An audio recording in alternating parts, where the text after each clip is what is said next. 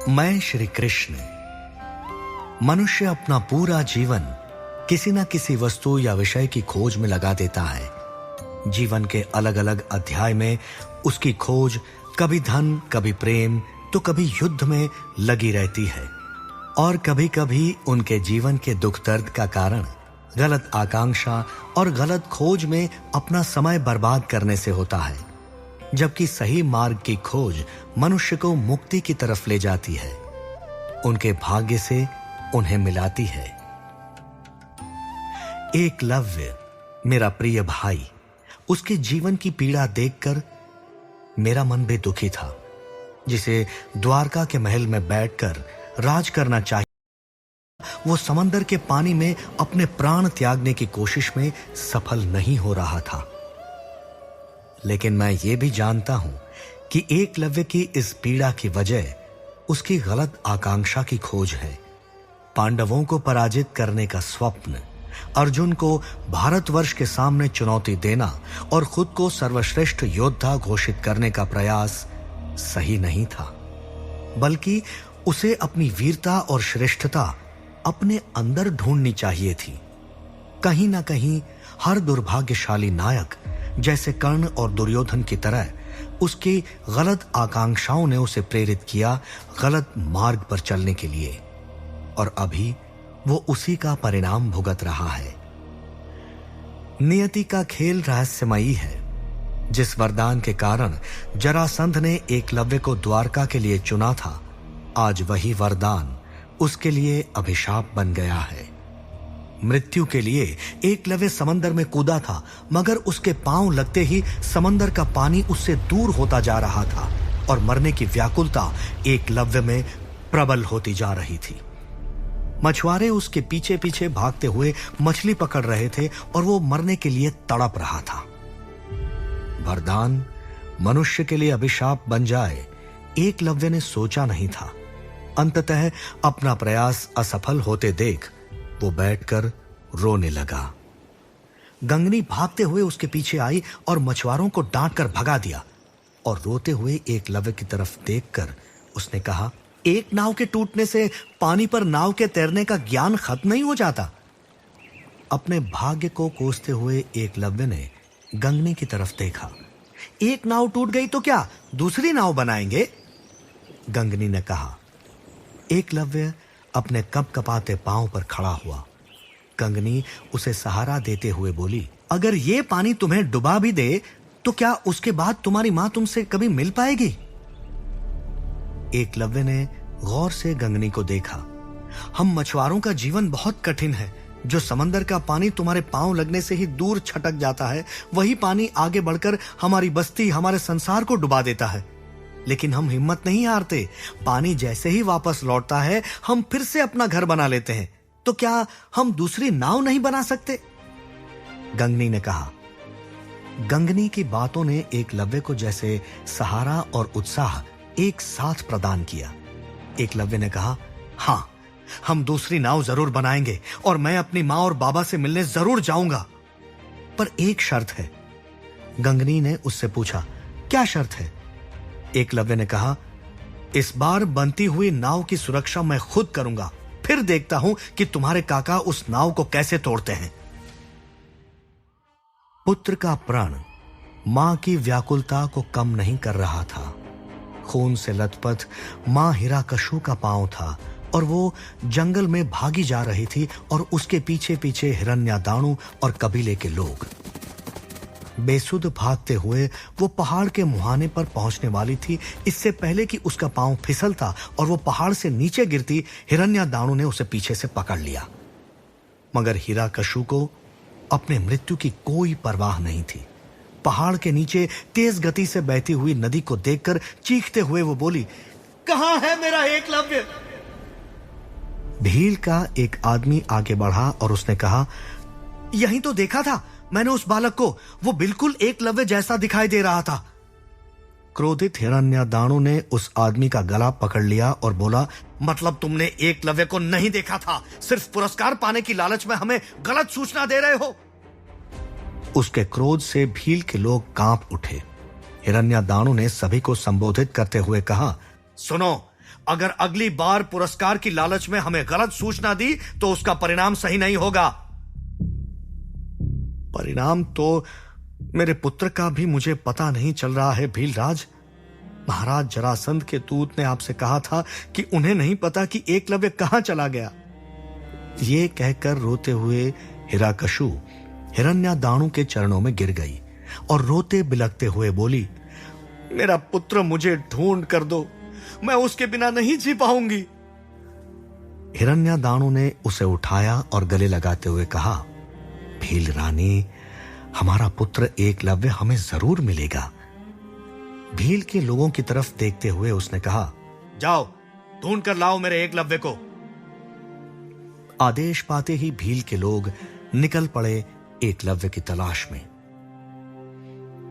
जितनी बेचैन मां थी उतना ही उसका पुत्र एकलव्य भी था। रात्रि के घोर अंधकार में अपने कंधे पर भारी भरकम लकड़ी का मोटा तख्ता उठाए वो उस तरफ बढ़ रहा था जहां मछुआरे उसके लिए दूसरी नाव बना रहे थे। और देखते ही देखते आधी रात्रि तक नाव की आधारशिला तैयार हो चुकी थी। एकलव्य परावर की तरफ बढ़ा जो आधारशिला में आखिरी डोर बांध रहा था। एकलव्य को अपनी तरफ आते देख परावर खड़ा हो गया। थके हुए मछुआरों की तरफ देखते हुए एकलव्य ने कहा, अगर मुझे कभी भगवान मिले तो आप सबके लिए मैं उनसे सारा सुख मांगूंगा। आप जो मेरे लिए कर रहे हैं वो कोई अपना ही कर सकता है। आज के लिए इतना ही, आप लोग जाकर आराम कीजिए। परावर ने चौंकते हुए पूछा, आप नहीं चलेंगे आराम करने के लिए? एकलव्य ने कहा, नहीं, मैं यहीं सोऊंगा। परावर ने चिंतित होते हुए कहा, पर क्यों? एकलव्य ने दृढ़ता के साथ कहा, ताकि मैं इस नाव की सुरक्षा कर सकूं। अगर आपके डाकू भाई ने आकर फिर से इसे नुकसान पहुंचाने की कोशिश की तो मैं उसे रोकूंगा। एकलव्य की आवाज में दृढ़ संकल्प झलक रहा था। परावर बाकी मछुआरों के साथ वहां से दूर बस्ती की तरफ बढ़ा। रात जैसे जैसे बीत रही थी, खुले आसमान के नीचे एकलव्य नाव की आधारशिला पर लेटे हुए चांद तारों को घूर रहा था। अचानक उसे एक टिमटिमाता तारा आसमान से टूटकर अपनी तरफ आते हुए दिखाई पड़ा और अगले ही पल उस तारे ने अपना रूप बदल लिया। एकलव्य चौंकते हुए खुशी से उन्मत्त हो गया। उस तारे ने उसकी मां हिरण्यकशु का रूप लिया था। एकलव्य के नन्हे हाथों ने मां को स्पर्श करने की कोशिश की और उसने कहा, मां, मुझे क्षमा कर दो। तुम्हें छोड़कर मैं बहुत दूर चला गया। अब वो नदी, बाबा, वो काली नदी का जंगल, उसमें रहने वाले जानवर क्या मुझे अब भी पहचानते हैं? ये पूछते हुए आंसू एकलव्य की आंखों से झलक पड़े। उसका गला भर आया। रोती हुई आवाज में उसने कहा, मुझसे बात करो मां, तुम्हारी आवाज सुनने के लिए मेरे कान तड़प रहे हैं। मां कुछ कहने ही वाली थी कि तभी एक भीषण डरावनी आवाज आई। एकलव्य की जागती आंखों का स्वप्न टूट गया। वो तारा वहीं आसमान में चमक रहा था और एकलव्य डर से सिहर उठा। उसने देखा एक डरावनी छाया सामने खड़े पीपल के पेड़ पर, उसकी नीली नीली आंखें चमक रही थी। उसने अपनी सुरक्षा के लिए लकड़े का एक पट्टा उठा लिया और तभी वो छाया उसके सामने आकर कूदी। एकलव्य ने उस पर वार करने की कोशिश की परंतु वो रुक गया। नीली आंखों वाली घायल बिल्ली उसे निहार कर वहां से चली गई।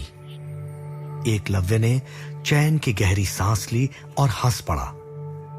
सुबह कब हुई और कब पूरी नाव बनकर तैयार हो गई उसे पता ही नहीं चला।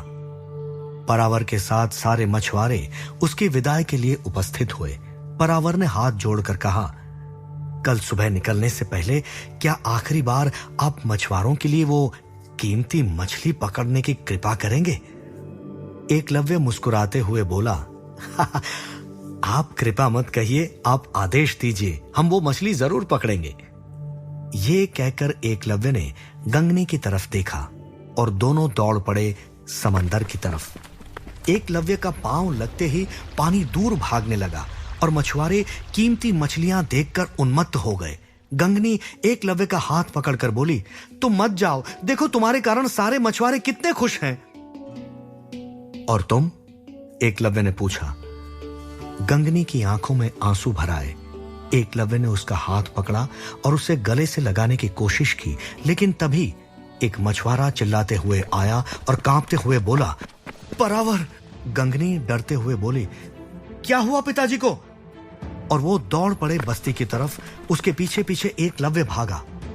खून से लथपथ जख्मी हाथ और पांव परावर जमीन पर लेटे हुए कराह रहा था। एकलव्य ने पूछा, क्या हुआ आपको? परावर कांपती हुई आवाज में बोला, मेरा डाकू भाई आया था और मुझे मारकर नाव को समंदर में धकेल दिया। और तभी एकलव्य की नजर उस नाव पर पड़ी जिस पर बैठकर वो कल घर जाने वाला था। अब वो नाव समंदर में डूब रही थी। बेतहाशा एकलव्य भागा उस नाव को रोकने के लिए, पर समंदर का पानी उसके पांव लगने से अब दूर नहीं जा रहा था, क्योंकि समंदर का यह हिस्सा द्वारका की तरफ नहीं था।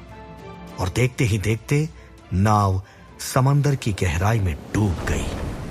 एकलव्य गुस्से से पलटा और मछुआरों की तरफ देखा और परावर की तरफ निर्देश करते हुए बोला, मैं एकलव्य तुम्हारे डाकू भाई को अपने बाण से मृत्यु दंड दूंगा। उसे ऐसी डरावनी मृत्यु मिलेगी जो उसने कभी सोची भी नहीं होगी। एकलव्य की घोषणा सुनकर सारे मछुआरे डर गए और डर से सब कुछ शांत हो गया। आखिर कौन है वो डाकू जो एकलव्य की नाव को नष्ट कर रहा है? और क्या एकलव्य उस डाकू को मार पाएगा